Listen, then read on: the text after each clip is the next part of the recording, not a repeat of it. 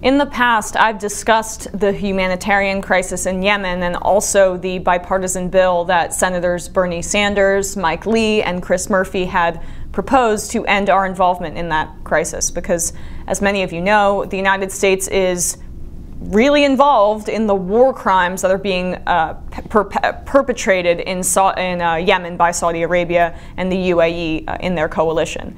The U.S. has provided logistical support and has helped with Saudi Arabia's naval blockade in Yemen, a blockade that has caused a horrific famine and blocked health care for over 500,000 Yemenis who have cholera. Think about that. The U.S. is helping block healthcare and aid for people who are dying of disease and hunger.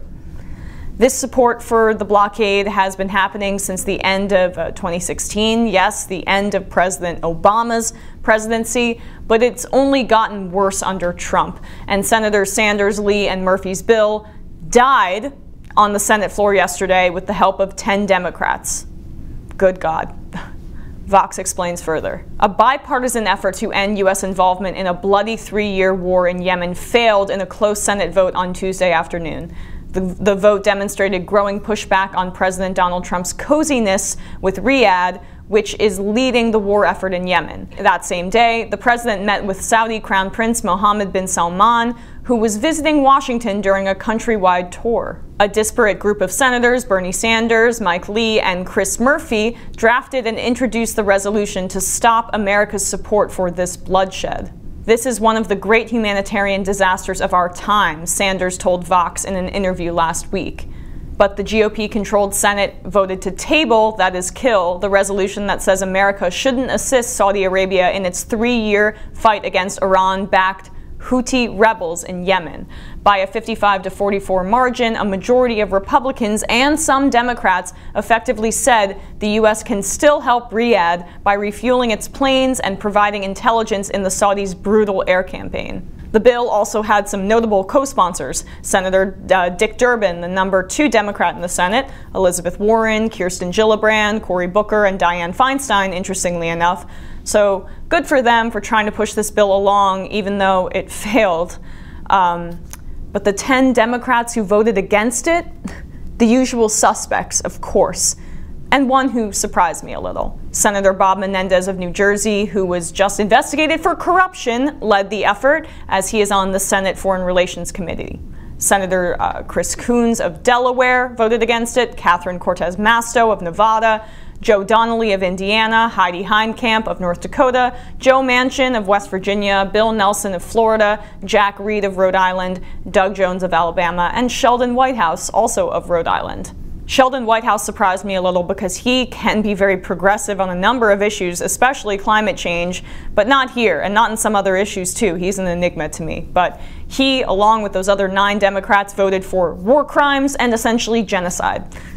Let that sink in. The Republicans who voted no: Senator Susan Collins of Maine, Steve Daines of Montana, Mike Lee of Utah, who co-sponsored, Senator Jerry Moran of Kansas, and of course Senator Rand Paul of Kentucky. They deserve a lot of credit. There are very few principled conservatives left out there, but on the issue of war crimes, Senator Rand Paul is one of them, as well as Mike Lee to a certain extent. But here is more on what those 10 Democrats and an overwhelming majority of Republicans voted for with this blood-soaked vote. So far, the conflict has claimed more than 13,500 lives, many of them in airstrikes. Roughly 20 million Yemenis need humanitarian assistance to meet basic needs, including food and water, out of a pre-war population of 28 million, and nearly 1 million people are suffering from cholera. However, conditions are so bad there that it is hard to have a reliable tally of any of these measures,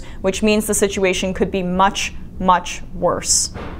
I'm glad that a majority of the Democratic senators blocked this bill or voted against it, but how disgusting is the state of the Democratic Party that they can't all vote against genocide and starvation and disease? We expect this kind of brutality from Republicans, but can these Democrats really not stand up to Saudi Arabia when there is genocide on the line? It's like the same thing with Israel. If America really is the greatest country on earth, if we are really the military and economic powerhouse that we display ourselves as on a regular basis, and the numbers bear that out in terms of spending at least, why are we so goddamn terrified of crossing countries like Israel and Saudi Arabia? Let's frame it this way. Democrats and Republicans who supported this bill, how weak do you think America is? Do you have this little faith in America and our power that you have to cower to the wishes of Saudi Arabia, the country where most of the terrorists on 9/11 originated from? Are you sympathizing with terrorists, you politicians? Of course, it will never be framed that way, because we know why these senators are tucking their tail between their legs and saying, yes, Saudi Arabia, whatever you wish, Saudi Arabia, we'll do whatever you want. The money, of course, the money coated in thick black oil. Saudi Arabia is sitting on proven oil reserves that are 13 times as large as the reserves booked by ExxonMobil, which is the largest independent oil company in the world. It's also sitting on 298 trillion cubic feet of natural gas. So what do you know? Conservative Democrats from energy production states like West Virginia and North Dakota are all for this regime that spouts oil for the United States, and are the same Democrats who are a little bit wary of our deal with Iran, who is on the other side of this Yemen conflict. So interesting. So whenever you hear about how oppressive Iran is and how evil Iran is and how we have to go to war with Iran, they're not great, but know that it goes back to our United States leaders being weak and pathetic and allowing oil-rich Saudi Arabia to put our country's balls in a vice and help perpetuate massive, murderous human rights abuses.